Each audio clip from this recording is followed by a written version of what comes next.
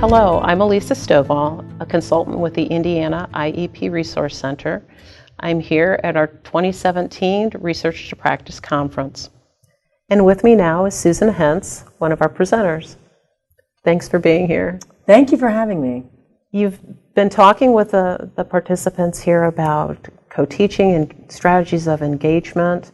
We know that research guides educators' practices, and what in those areas is new and up and coming that might take us to some stronger strategies for finding students' success?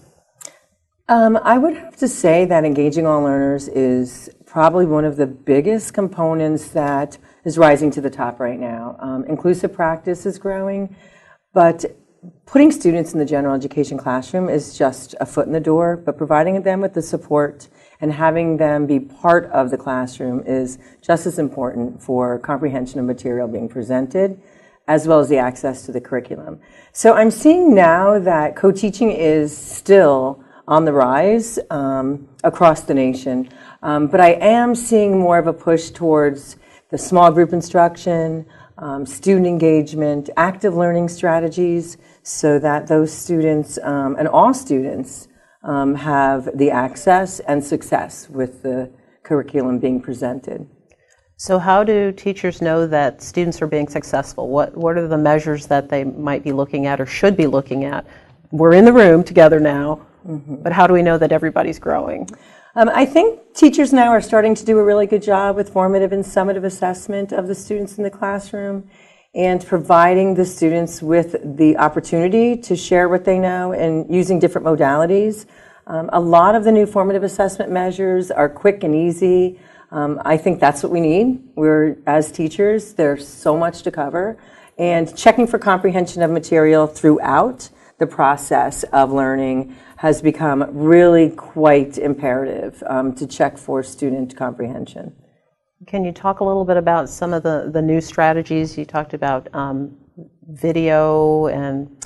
Oh yes, as far as co-teaching goes, we know that the professional development, the one shot of doing a professional development activity with the staff is not having as big of an impact, I think, as people would want it to have. So right now there's a lot of follow-up with co-teachers when they are in the classroom doing it's been kind of fun to do some selfie video reflections with them, looking at the video. You know what we all do when we see ourselves in pictures and videos. Oh my gosh, I'll never wear that dress again. Or I make so many funny faces.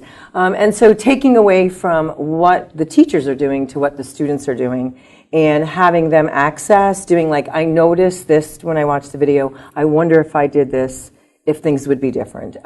So I think the video reflections has been very powerful for co-teachers right now to change what they're doing and to continue to improve their practice. And so it's less about how I look on film, but more about the interaction with the students and what I see them doing.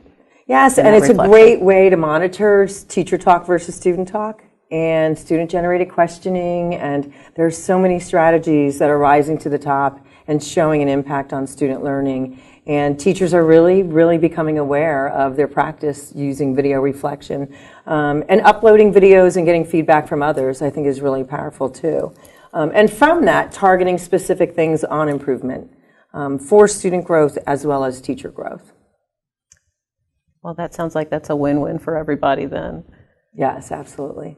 Talk a little bit about some of the projects that you're involved in here recently, since you've been here last. So right now I'm currently working on an A to Z 2-minute active learning strategies book for teachers to be able to just download and use strategies in their classroom.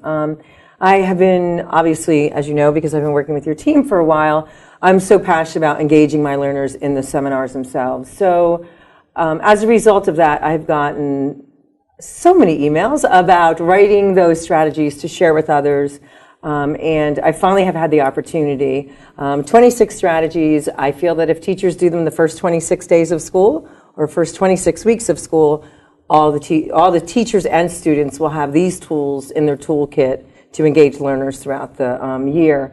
Also, I'm working on just a trifold. One of the biggest dilemmas for co-teachers is on planning, co-planning.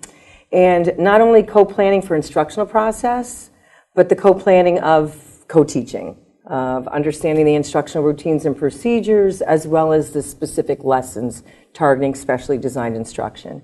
So I'm in the process of finishing up a trifold, just a quick reference guide for teachers on co-planning, and then I'll be working on one on communication and building that relationship so that we are using the expertise of both educators in the classroom. I still see that there's not as much equality if they don't understand the value that each of you bring to the classroom. So the second quick reference guide that I'll be doing will be on building the relationship on co-teaching and continuing to grow the co-teaching partnerships as I work with schools and districts. Well, those would be great resources, and that will turn into ultimately, a greater presence in the classroom and impacting more students, and that's always a good thing. So, yeah, definitely. It will help with the inclusive practices. Well, thanks for sharing, and thanks for being here again. We always enjoy having you here, and you bring lots of strategies, and people leave with good things to take back to their classroom. Well, you all know that you're one of my most favorite groups of educators to work with, so I appreciate our collaborative relationship that we've had. And thank you so much. Thanks.